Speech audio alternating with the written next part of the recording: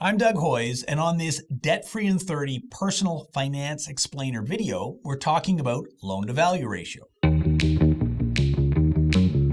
Why? Because lenders use it to decide if they will give you the loan, so it's important that you understand before you apply for a loan how it works. A loan-to-value ratio, also known as an LTV ratio, is a simple calculation that compares the amount of the loan you're taking out with the value of the asset you're buying with that loan. For example, let's say you're buying a house worth $1 million and have 20% for a down payment or $200,000. You'll need to take out a loan for $800,000 to buy the house, which means your loan is 80% of the value of the house. To calculate the loan-to-value ratio, I took $800,000 and divided it by $1 million. That's 0.8 or 80%. In this case, your loan-to-value ratio is 80%.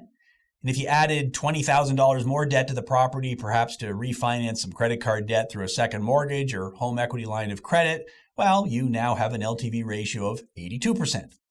A loan-to-value ratio is used for several types of secured loans, including home and auto loans. These are loans where repayment is secured by the value of the asset you're buying. Why does this matter? Well, lenders use this ratio to decide how risky it is to give you a loan.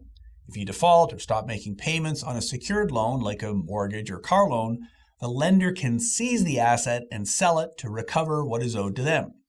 If the loan-to-value ratio is high, there's a risk they might not recover the amount remaining on the loan when they sell the property, especially if there's a lot of accumulated penalties, interest, and legal fees.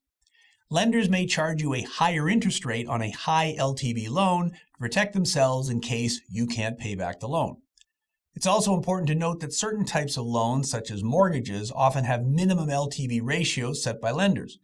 Private lenders might be willing to give you a high LTV loan, say a 95% mortgage, but the interest rate will be very high. A high LTV loan also means it will take you longer to build equity in your asset. And since you have a larger loan, you're paying more in interest than if you have a bigger down payment. Another concern is a falling real estate market.